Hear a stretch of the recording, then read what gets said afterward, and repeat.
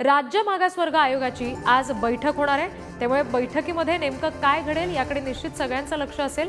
पुण्यामध्ये सकाळी 11:30 वाजता बैठकीचं आयोजन करण्यात आलेलं आहे आणि आयोगाचे नवे अध्यक्ष सुनील शुक्रे यांच्या अध्यक्षतेखाली ही बैठक पार पडणार आहे। राज्य मागासवर्ग आयोग इतर सगळ्या गोष्टींप्रमाणेच सदस्य आणि अध्यक्षांनी तातडीनं आणि खळबळजनक पद्धतीने दिलेल्या राजीनाम्यांमुळे जास्त चर्चेत आलं आणि त्याच मागासवर्ग आयोगाची आज बैठक होतीये पुण्यामध्ये।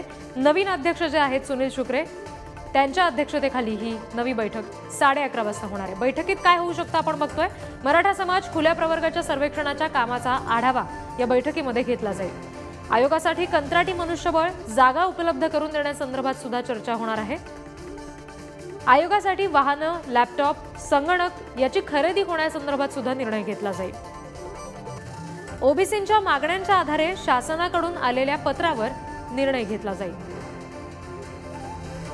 कामकाजासाठी मंत्रालय स्तरावर नोडल ऑफिसर नेमण्यासंदर्भात सुद्धा आजच्या बैठकीमध्ये चर्चा होईल। भाग्यश्री जाधव यांच्याकडून आणखी अपडेट्स घेऊयात। भाग्यश्री, बैठक होतीये नव्या अध्यक्षांच्या या सगळ्या नेतृत्वाखाली, कोण कोण आणखी नेते उपस्थित राहणार आहेत? अरे आपण जर पाहिलं तर राज्य मागासवर्ग आयोगाच्या बैठकीकडे संपूर्ण राज्याचं लक्ष आहे आणि ही बैठक आज 27 तारखेला 11:30 वाजता पुण्यामध्ये पार पडणार आहे। आयोगाचे नवीन अध्यक्ष सुनील शुक्रे यांच्या अध्यक्षतेखाली ही बैठक पार पडणार आहे।